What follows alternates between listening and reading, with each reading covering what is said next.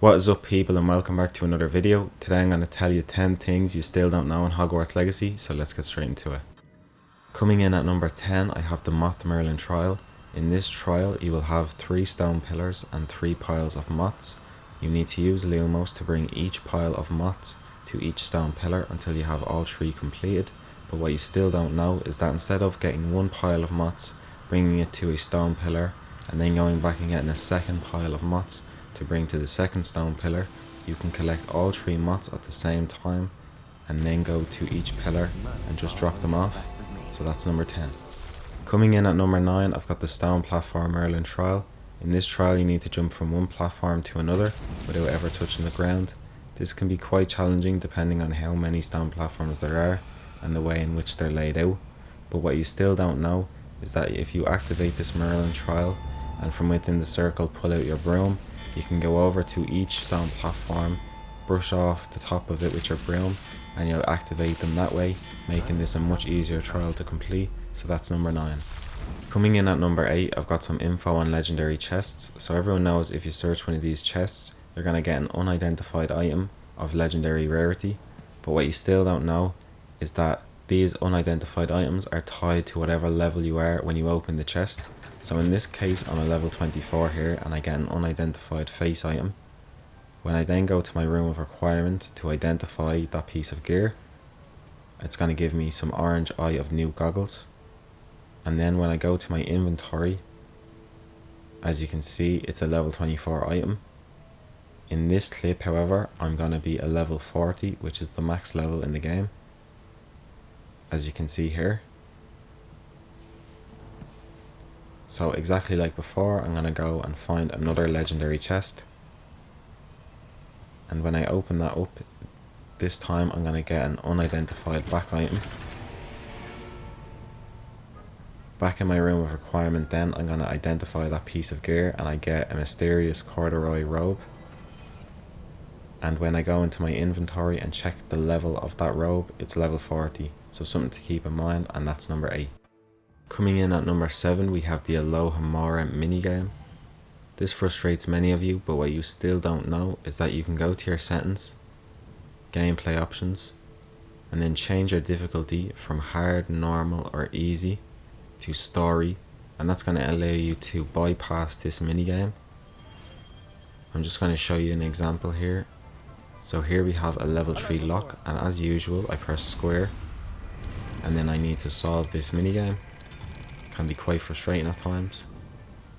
All I'm going to do is go back to my settings, go to gameplay options, and then switch from my difficulty, which is hard, but will also be the case on normal and easy. I'm going to change that to story mode, and then when I press square to unlock, in the bottom right corner I'm going to have an option to auto solve, bypassing the whole minigame. This only works for whatever level Alohomora you have completed, so you can't unlock a level 3 door if you only have level 1 Alohomora, but still something that's very useful. And that is number 7. Coming in at number 6, we have Stupefy, and yes, that is the thing you still don't know. It's not your fault or anyone else's. Considering how big of a combat mechanic it is in the game, it's not really explained well. It's mentioned once earlier on in the story and then never really brought up again. So if you're just not paying attention at that point, you might miss it completely and not even know you can do it. But all you need to do to use Stupefy is hold down your Protego button, whatever that is. So in my case on PlayStation it's triangle, and your character will block whatever blockable projectile is coming towards them and send back a Stupefy. So you're going to see that now. So as you can see, there's a yellow blockable attack cast towards me, and all I'm going to do is hold down my Protego button and send a Stupefy back. So that's number 6. Coming in at number 5, I have the Swift talent. This is found in the core section and is unlocked at level 5. It's shown as something to be more evasive while you're in combat, but what you still don't know is that there's many other uses for it. The first one being that it's quicker than running, so if you're in a mission situation where you can't pull out your broom, you're going to be much faster spamming the Swift talent instead of running.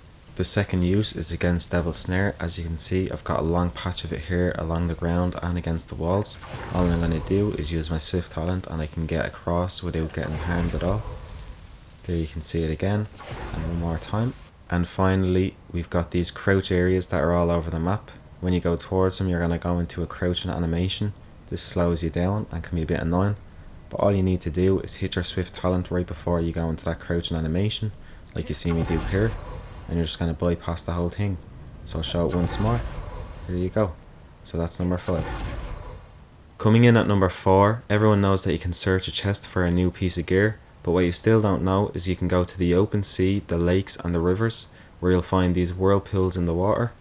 All you need to do then is swim out to them or drop down from your broom, and you're going to get the option to search. Once you search them, you'll get a piece of gear anywhere from a standard to legendary rarity.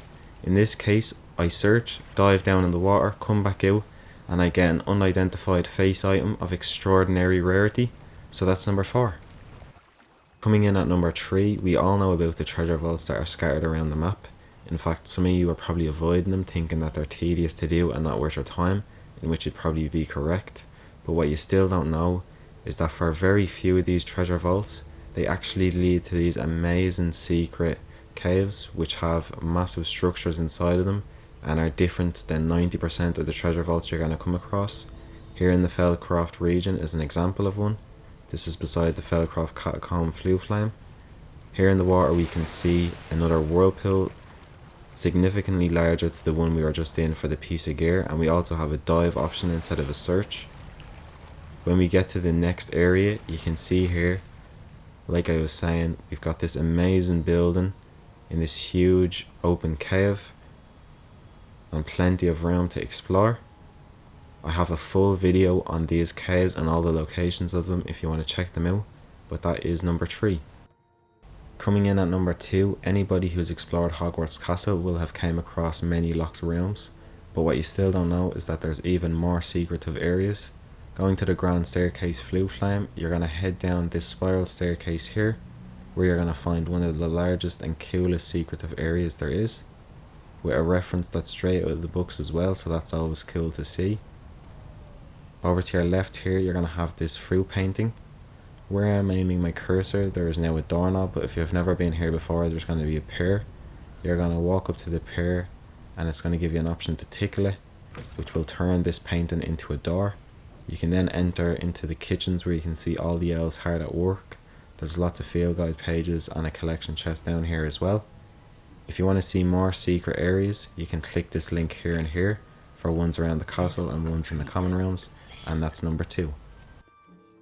And finally, coming in at number 1, you might have seen people going into the other common rooms and think that they must be using mods, but what you still don't know is that you can get under the map and get to the common rooms that way.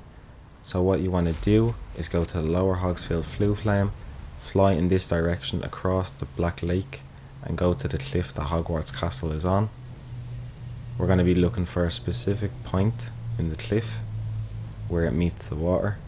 So we're going to see that now in a second once I get over there. Here we are now, and it's going to be the point that I'm just brushing against right here. So we're just going to fly away a little bit and then fly back towards the cliff holding L2 and R2 and pointing our stick downwards. And if we do that correctly, we're going to go under the map. We're going to then turn our camera stick slowly until we feel like we're secure and we're not going to fly back up. And from here, we're going to pause our game, go into settings, save game, and we're going to make a manual save under this map. Then we're going to exit to main menu, and from there we're going to load game back into the save we just made, and that will allow us to go further down and get right underneath the castle so we can get to all the points in the map. If you want to see a full tutorial on how to get into all the common rooms, click this video here. But that is 10 things that you still don't know in Hogwarts Legacy. If you enjoyed the video, please subscribe. Thanks for watching, and I'll see you in the next one.